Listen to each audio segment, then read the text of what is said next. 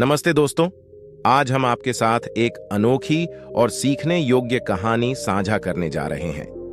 यह कहानी है अंगुलिमाल और गौतम बुद्ध की, जो हमें एक महत्वपूर्ण संदेश देती है। चलिए इस कहानी की ओर बढ़ते हैं। प्राचीन काल में मगध राज्य में एक खूंखार डाकू हुआ करता था। जंगल में रहता था और अपने इलाके से गुजरने वाले राहगीरों को मारकर लूट लेता था। उसकी दरिंदगी इतनी ज्यादा थी कि वह राहगीरों को मारकर उनकी अंगुलियां काट देता था, फिर उनकी माला बनाकर पहनता था।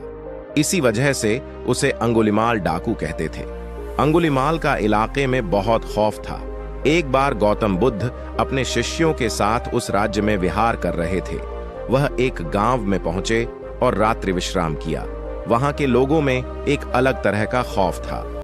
जब बुद्ध ने उनसे डरने की वजह पूछी तो उन्होंने कहा कि हमारे पास के जंगल में अंगुलिमाल नाम का एक खूंखार डाकू रहता है। वह लोगों को बहुत बेरहमी से मार डालता है।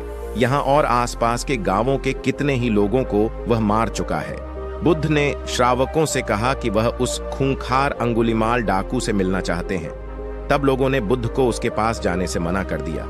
उन्होंने कहा कि उसके सामने जो भी आता है वो उसे छोड़ता नहीं है। आप क्यों अपनी जान जोखिम में डाल रहे हैं? मगर बुद्ध ने कहा कि वह उस डाकू से जरूर मिलेंगे। बुद्ध की यह जिद देखकर उनके शिष्य भी भयभीत हो गए। फिर बुद्ध अकेले ही जंगल की ओर निकल पड़े। अंगुलिमाल की दूर से उन पर नजर पड़ गई। वह भी सोचने लगा कि इस जंगल में 50-100 लोग भी एक साथ आने से डरते हैं और एक सन्यासी अकेला चला आ रहा है, आखिर क्यों? अंगुलिमाल तुरंत गौतम बुद्ध के पास तेजी से दौड़कर पहुंचने लगा। बुद्ध ने अंगुलिमाल को देख लिया मगर कोई प्रतिक्रिया नहीं दी। वह अपने कदम बढ़ाकर चलते रहे। यह देखकर अंगुलिमाल रुक गया। अंगुलिमाल का चेहरा बहुत डरावना था। उसने गले में इंसानों की कटी हुई अंगुलियों की माला पहनी हुई थी।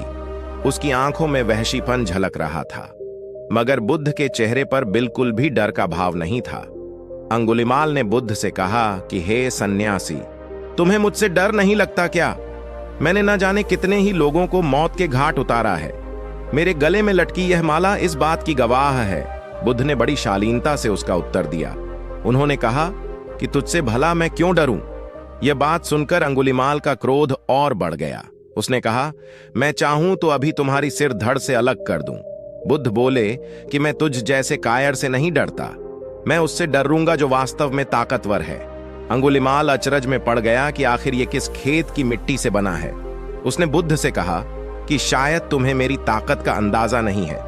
तभी बुद्ध बोले कि अगर तू वास्तव में ताकतवर है तो जा, इस पेड़ की 10 पत्तियां तोड़कर ला। अंगुलिमाल की हंसी फूट पड़ी। वह राक्षसों की तरह जोर जोर से हंसने लगा और बोला, बस सिर्फ 10 पत्तियां? अरे पत्तियां तो क्या, मैं पूरा पेड़ ही उखाड़ ले आता हूं।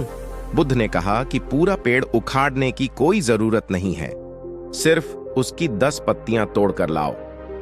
अंगुलिमाल तुरंत पेड़ के पास पहुंचा और 10 पत्तियां तोड़कर वापस बुद्ध के सामने आ गया। उसके चेहरे पर हंसी अब भी खिल रही थी। अब बुद्ध ने बोला कि जाओ, इन पत्तियों को जहां से तोड़ा है वहां वापस जोड़ दो। अंगुलिमाल की हंसी अचानक गायब हो गई।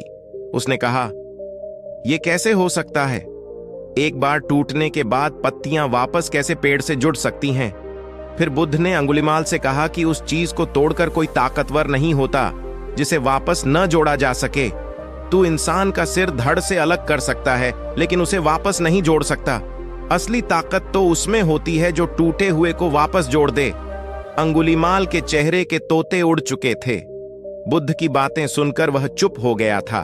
उसके पास बुद्ध के कथन का कोई जवाब नहीं था। उसे खुद से ग्लानि होने लगी कि वह वास्तव में ताकतवर नहीं है। अगले ही पल अंगुलिमाल गौतम बुद्ध के पैरों में पड़ गया और कहने लगा कि उन्होंने उसकी आंखें खोल दी हैं। अंगुलिमाल ने बुद्ध से उनकी शरण में लेने का आग्रह किया। बुद्ध ने अंगुलिमाल को अपना शिष्य बना दिया और बाद में वह संत बन गया। इस कहानी का मुख्य संदेश यह है कि हमें वास्तविक ताकत की समझ होनी चाहिए, जो समस्याओं को हल करने में होती है, न कि उन्हें और बढ़ाने में। अंगुलिमाल की असली शक्ति उस बदलाव में थी जब उसने अपने अत्याचारी रास्ते छोड़कर समझदारी और ध्यान में अपनी शक्ति को प्रयोग किया। गौतम बुद्ध ने उसे समझाया कि असली शक्ति उसमें होती है जो समस्याओं का समाधान करने में मदद करती है और समृद्धि की दिशा में हमें बदलती है। इसके साथ ही हमें यह भी सीख मिलती है कि हमारी असली शक्ति उसमें होती है जो हमें सहानुभूति, समझदारी और परिवर्तन में सहायता करती है। आशा है कि आपको यह कहानी पसंद आई होगी। अगर आपको यह वीडियो अच्छा लगा हो तो इसे लाइक करें, अपने दोस्तों के साथ शेयर करें और हमारे चैनल को सब्सक्राइब करें। धन्यवाद।